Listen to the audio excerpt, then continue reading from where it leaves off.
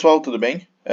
Eu me chamo Felipe Soares da Silva, eu sou discente do curso de Engenharia Ambiental e Sanitária na UFLA e hoje eu vim apresentar o meu trabalho para o CIUFLA sobre a caracterização de perfis de solo do estado do Rio de Janeiro com sensores próximos. Esse trabalho foi realizado com a orientação do professor Sérgio Henrique Godinho, do DCS.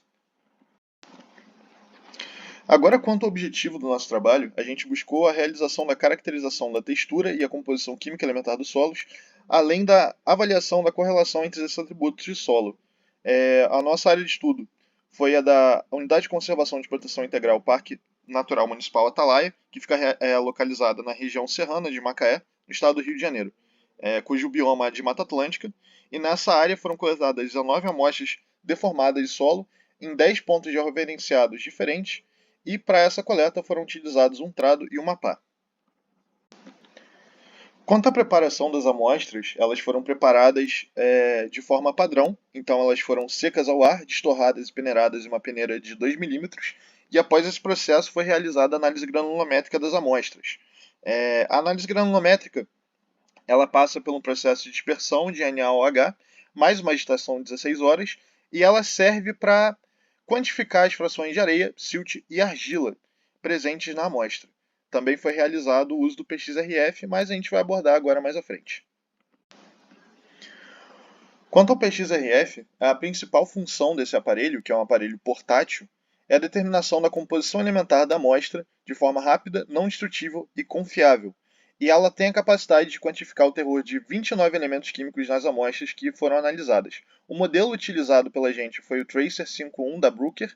Ele foi operado no modo Soil e ele é um aparelho muito vantajoso porque, como ele é portátil, ele pode ser operado tanto em laboratório quanto em campo. No nosso caso, foi utilizado em laboratório.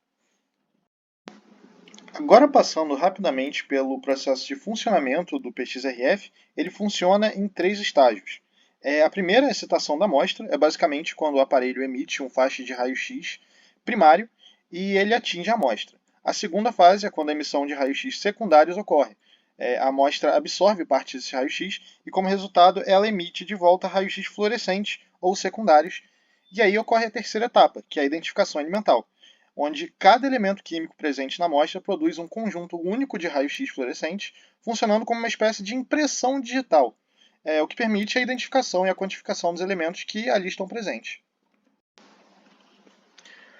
Quanto aos métodos utilizados para se obter os resultados, foram utilizados os resultados da textura e do PXRF, e eles foram tabulados e foi realizado o coeficiente de correlação de Pearson, que é uma teoria que indica a força e a direção da relação entre duas variáveis, onde elas podem ser positivamente correlacionadas ou negativamente correlacionadas.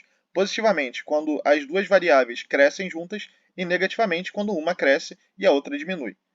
Também foi possível obter a média da textura dos solos, que foram respectivamente 63% areia, 27% argila e 9% silt. Sobre os constituintes químicos obtidos, os principais identificados pelo aparelho do PXRF foram silício, alumínio, ferro, magnésio, potássio e o titânio.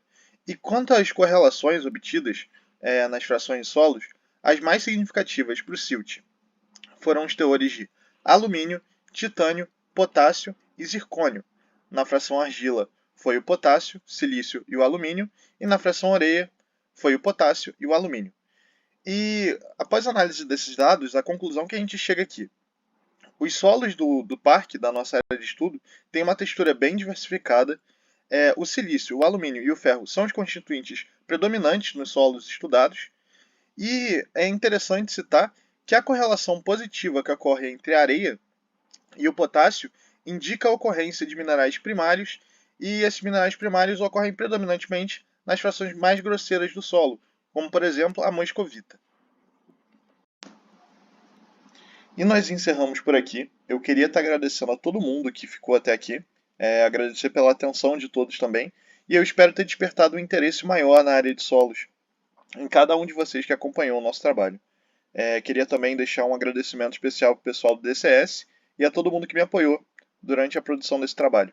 Então é isso, espero que tenham um ótimo dia e um abraço.